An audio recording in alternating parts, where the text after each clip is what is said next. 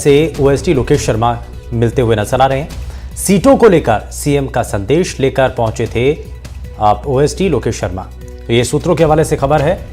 सचिन पायलट से सीएम गहलोत के ओएसडी मिले हैं और 5 साल में पहली बार पायलट से ओएसडी लोकेश शर्मा मिले हैं। सीटों को लेकर सीएम का संदेश लेकर वो पहुंचे थे। हालांकि इससे पहले भी अशोक गहलोत ने प्रेस कॉन्फ्रेंस के अंदर ये कहा भी था कि पायलट समर्थकों की टिकट को लेकर के उन्होंने पैरवी की है और साथ ही उन्होंने कहा कि उनके सभी टिकट क्लियर किए हैं। ये उन्होंने एक संकेत दिया था। लेकिन फिलहाल अब सीएम के ओएसडी लोकेश शर्मा सचिन पायलट से मिले हैं, मिलने के लिए पहुंचे हैं और साथ ही जो सीएम का संदेश है टिकटों को लेकर के वो भी यहाँ पर दिया है।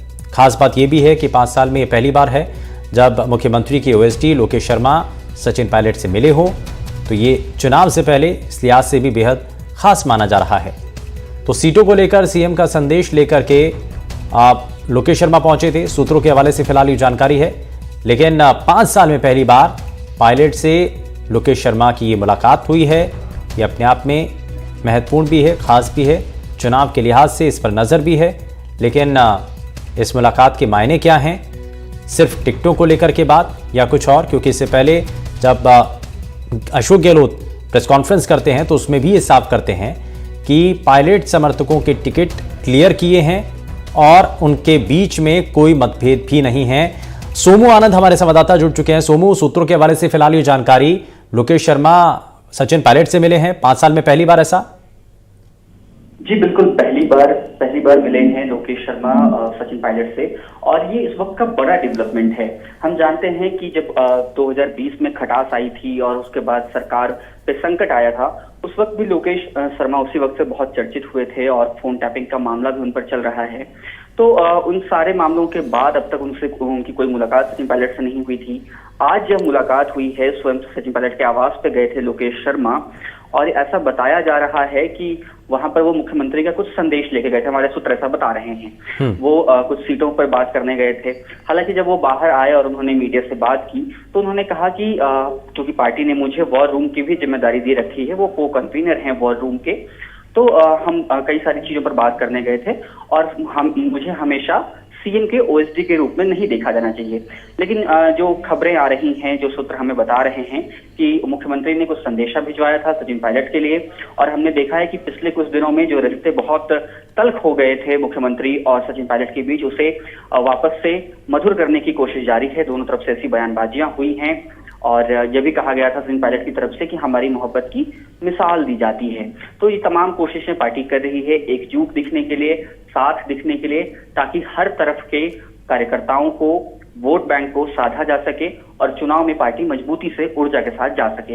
इसे भी इसी कोशिश का हिस्सा देखा जा रहा है, समन्वय बनाने की कोशिश का हिस्सा देखा जा रहा है और यह भी कि लोकेश शर्मा कुछ विशेष संदेश मुख्यमंत्री का लेकर सचिन पायलट के पास गए थे। अच्छा सोमू, इससे पहले भी देखा गया कि अशोक गहलोत ने जब प्रेस कॉन्फ्रेंस की थी तो उसमें भी उन्होंने साफ किया था कि पायलट समर्थकों के टिकट क्लियर करवाए जा रहे हैं और उन्होंने कहा कि ऐसा कुछ नहीं है, हम दोनों के बीच में सब कुछ ठीक है।